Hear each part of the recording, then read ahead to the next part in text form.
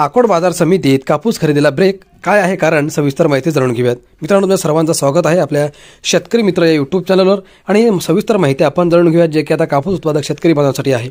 मित्रांनो, अकोट कृषी उत्पन्न बाजार समितीने अचानक हा ना हरकत प्रमाणपत्राशिवाय कापूस खरेदी करू नये असा आदेश देत सीसीआयच्या कापूस खरेदी प्रक्रियेलाच मज्जाव दिला आहे। हंगामाच्या ताणात शेतकरी मोठ्या प्रमाणात केंद्रावर भाव घेत असताना आलेल्या या निर्णयामुळे जिल्ह्यात खळबळ माजली आहे। खासदार अनुप धोत्रे आणि आमदार रणधीर सावरकर यांच्या हस्तक्षेपानंतर प्रशासनाने तातडीने बैठक घेतली असून बाजार समितीच्या मनमानी आदेशावर चौकशी सुरू झाली आहे। सन 2025 आणि 26 हंगामी शासनाने जाहीर केलेल्या आधारभूत किमतीवर कापूस खरेदीसाठी जिल्ह्यात सीसीआयतर्फे अधिकृत केंद्रे सुरू करण्यात आली आहेत।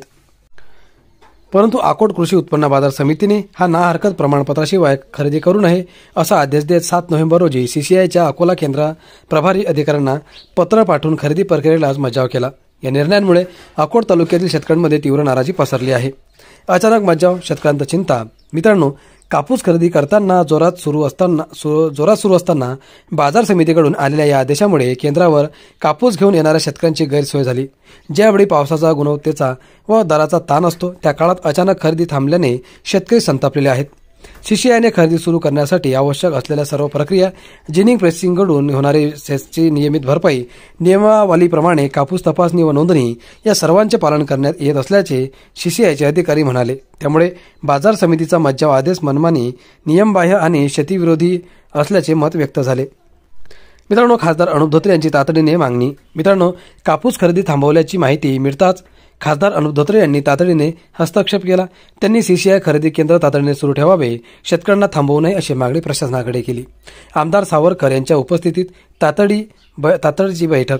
मित्रांनो, या वादग्रस्त प्रकरणावर आमदार रणधीर सावरकर यांच्या पुढाकाराने जिल्हाधिकारी वर्षा मीना यांच्या उपस्थितीत महत्त्वपूर्ण बैठक घेण्यात आली।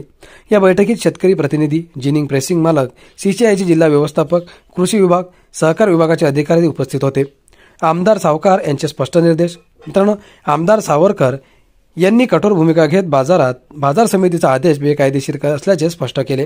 त्यांनी सांगितले की सीसीआयतर्फे बाजार समितीकडे सेसची रक्कम नियमितपणे जमा होत असताना अचानक मज्जाव करणे म्हणजे शेतकऱ्यांच्या हितावर गदा, नियमबाह्य काम करणाऱ्या बाजार समित्यांवर कारवाई अपरिहार्य आहे।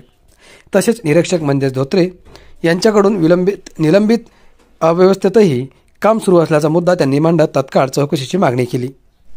जिल्हाधिकाऱ्यांकडून सखोल चौकशीचे आदेश। जिल्हाधिकारी वर्षा मीना यांनी या प्रकरणाची गंभीर नोंद घेतली असून बाजार समितीने मज्जाव आदेश कोणत्या अधिकारावर दिला, शेतकऱ्यांना तोटा पोहोचवणारी ही कारवाई कोणाच्या निर्देशानुसार झाली, संबंधित अधिकाऱ्यांची भूमिका काय याबाबत सलोख चौकशी करण्याचे निर्देश दिले आहेत।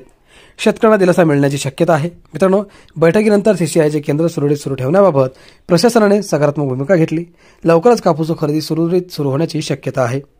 शेतकरी मात्र या प्रकरणामुळे अस्वस्थ आहेत।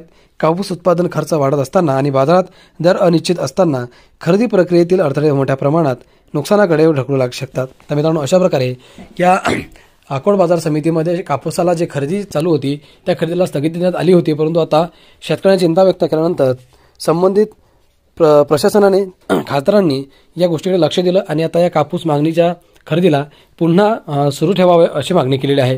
मित्रांनो, चांगल्या प्रकारे शेतकऱ्यांच्या कापसाला भाव मिळेल अशी आपण अपेक्षा करूयात। व्हिडिओ आवडल्यास लाईक करा, हा व्हिडिओ जास्तीत जास्त शेअर करा। धन्यवाद।